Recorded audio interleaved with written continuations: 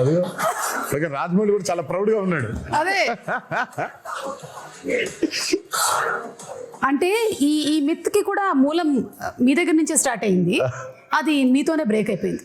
నేను I mean అంటే what ever the memes సే, నేను మిత్ అంటే మీనింగ్ ఏం చెప్పు. మిత్ అంటే విచ్ ఇస్ నాట్ రియాలిటీ కదా, అప్పుడు మిత్తే కదా. అది మిత్తే. సో మనం కరెక్ట్ గా సినిమాలు చేసుకోలేక పాప రాజమౌళి హిట్ ఇచ్చాడు కాబట్టి పోయిందని రాజమౌళి మీద తోస్తాము, కానీ మనకి చేతకాక చేసుకున్న ఒక క్రియేట్ చేసుకున్న ఒకటి ఇది. కరెక్ట్. మిత్ అంటే రియాలిటీ లేనట్టే కదా. yes yes బట్ అయినా బాగుంది మిత్ బ్రేకర్ అనేది, కొంచెం nice కదా. కొంచెం బాగుంది.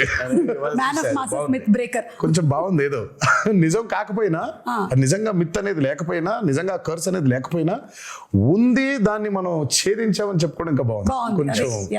Giving high after RRR.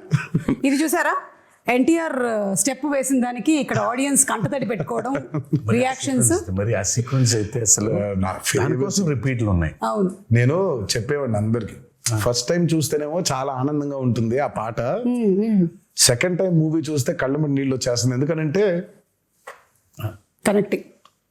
Last కి చూసిన విజువల్ అయితే దేవర్ లేడని కదా, దేవర్ చచ్చిపోయాడని కదా. సో దేవర చనిపోయే ముందు చేసిన లాస్ట్ డాన్స్ లాగా ఇది. అదే.